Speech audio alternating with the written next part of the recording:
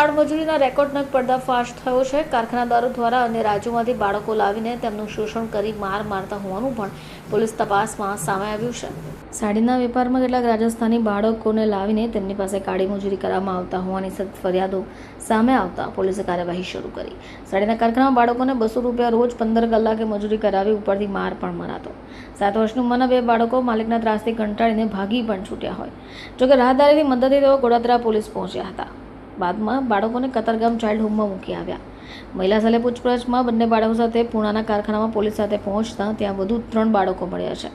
17 વર્ષના 2 અને એક 8 વર્ષીય બાળકને મુક્ત કરાવ્યા હતા। આ બનાવ અંગે વરાછા પોલીસે ફરિયાદ બનીને પૂણા પોલીસમાં કારખાનેદાર પ્રકાશ ભુરીલાલ ભુરિયાની ધરપકડ કરી છે।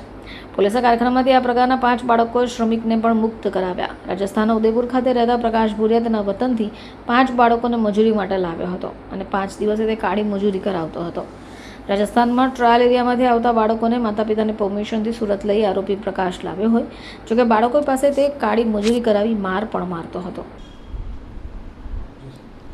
સુરત શહેર પોલીસ કમિશનર માનનીય અનુપમસિંહ ગેહલોત સરના માર્ગદર્શન હેઠળ special commissioner of police sector 1 sir, DCP zone 1 sir નાઓએ સુરત શહેરના અત્રેના બી ડિવિઝન વિસ્તારમાં આવેલ વરાછા, પૂણા તેમજ ગોડાદરા પોલીસ સ્ટેશન વિસ્તારમાં ચાઇલ્ડ લેબર રોકવા માટે અને આવી પ્રવૃત્તિમાં સંકળાયેલ બાળકોને મુક્ત કરાવવા માટે વરાછા પોલીસ સ્ટેશનના સી ટીમના police sub inspector Shri Falguni Chaudhary તેમજ પૂણા પોલીસ સ્ટેશનના સબ ઇન્સ્પેક્ટર અને અત્રેના ડિવિઝનની સી ટીમ દ્વારા પૂણા પોલીસ સ્ટેશન વિસ્તારમાં આવેલ એક સોસાયટીમાં 3 જુવેનાઇલને ચાઇલ્ડ લેબરમાંથી મુક્ત કરવામાં આવ્યા છે।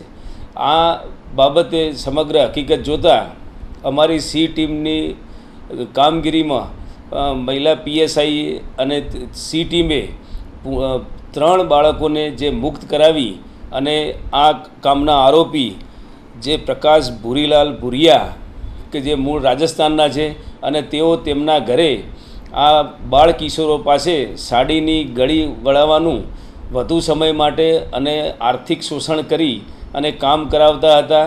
જેના અનુસંધાને પીએસઆઈએ પોતે પૂણા પોલીસ સ્ટેશનમાં મજકૂર આરોપી વિરુદ્ધમાં BNS તેમજ ચાઇલ્ડ લેબર પ્રોહિબિશન એક્ટ તેમજ juvenile justice care and protection act હેઠળ ફરિયાદ નોંધાવી અને કાર્યવાહી હાથ ધરી છે। 3 જુવેનાઇલને મુક્ત કરી અને કતારગામ બાળ આશ્રમ ખાતે કાઉન્સેલિંગ સાથે મૂકવામાં આવેલ છે અને આ રીતે સુરત શહેર પોલીસના બી ડિવિઝન વિસ્તારમાં ચાઇલ્ડ લેબરને મુક્ત કરવાની એક કામગીરીમાં સફળતા હાંસલ છે। બ્યુરો રિપોર્ટ, ચેનલ આઈ વિટનેસ।